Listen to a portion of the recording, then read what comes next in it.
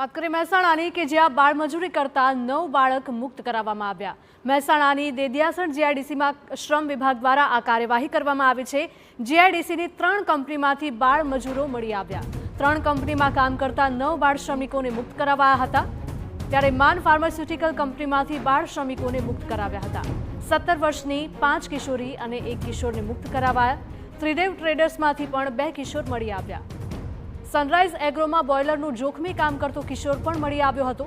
શ્રમ વિભાગની તપાસમાં કુલ 9 બાળ શ્રમિકોને છોડાવ્યા।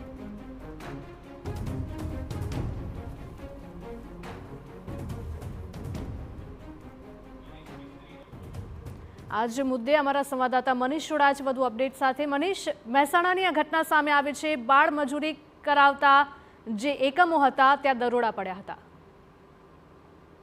મહેસાણાના જીઆઈડીસી વિસ્તારની આ સમગ્ર મામલો છે કે જ્યાં દેદિયાસણ જીઆઈડીસીમાં 3 જેટલા એકમોમાં શ્રમ વિભાગે તપાસ કાર્યવાહી હાથ ધરી હતી અને જે પ્રમાણે માહિતી મળતા તપાસ કરી તેની અંદર માન ફાર્માસ્યુટિકલમાંથી 5 થી 6 જે કિશોર મળી આવ્યા હતા। તેવા ત્રિદેવ ટ્રેડર્સમાંથી 2 કિશોર અને સનરાઈઝ એગ્રો બોઇલરનું કામ કરતો એક તરુણ મળી આવ્યો હતો। શ્રમ વિભાગની તપાસમાં કુલ 9 બાળ શ્રમિકો મળતા એમને છોડાવવામાં આવ્યા છે, જેમની પાસે બાળ મજૂરી કરવામાં આવતી હતી।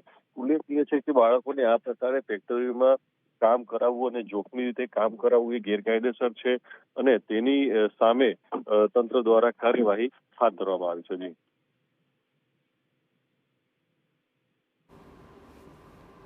મહેસાણાની દેદિયાસણ જીઆઈડીસીમાં શ્રમ વિભાગ દ્વારા આ કાર્યવાહી કરવામાં આવી।